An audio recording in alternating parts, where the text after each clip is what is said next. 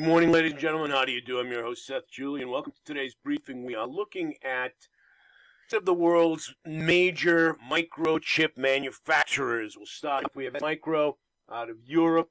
They're based in Switzerland, but they're a conglomerate of the old Thomson non-military chip manufacturing in the Italian state. They merged in the late 80s. Intel, of course, formerly stock price-wise, having a tough time, but probably the world's largest chip manufacturer. NVIDIA, high-speed, high-quality CPU units used in graphic processing, among other things. Micron, another giant analog chip manufacturer. AMD, it's been involved in merger talks for what seems like years in London. Samsung, Micro, and ASML, which is what brought this subject to the radar screen today. The Dutch government just announced this morning that they are going to I wouldn't say comply is the right word, but they're going to go along with the U.S. pressure that has been applied to get them to stop exporting high-grade manufacturing, chip-making machinery to China. And ASML is one of the world's premier foundry machine manufacturers. For those of you unaware, these chips are made in manufacturing plants called foundries. And it gives it that sort of massive, open hearth furnace, sparks flying effect. Though it's super clean because the dust particles are massive compared to the scale these chips are made on. Just suffice it to say, it has to be super clean. Practically no dust.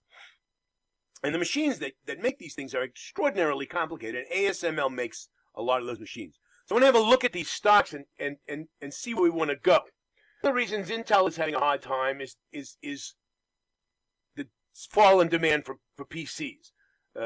People aren't buying them. They've got all they need, apparently. There's no real high growth of demand for PCs. So they're not doing well on it from a stock price point of view. ST Micro is doing fabulous. Oh, these, by the way, are all weekly charts. A lot of concentrated data.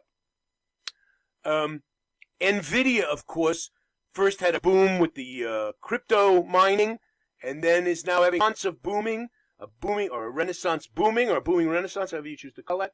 Artificial intelligence and chat the GPT type applications, which are using tremendous amounts of processing power.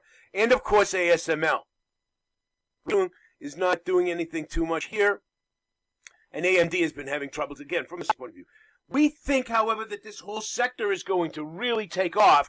Remember, the capital expenditure, for example, let's take a look at the laggard, at least from the stock price point of view. Intel has invested billions and billions of its own capital, as well as taking advantage of tens of billions of Uncle Sam's tax credits and manufacturing subsidies to bring chip manufacturing onshore. Just by the way, as the Europeans are doing with ST Micro and ASML.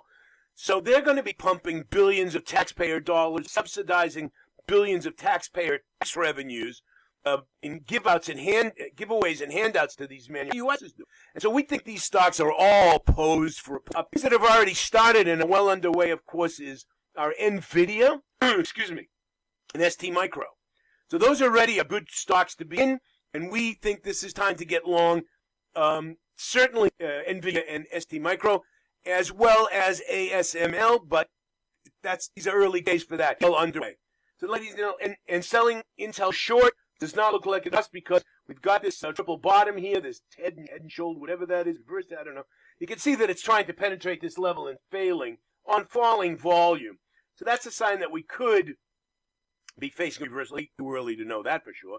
So that's going to do it for today, ladies and gentlemen. NVIDIA and TM Micro up on the Dutch decision to cease a shipment of advanced chip-making machinery to the Chinese.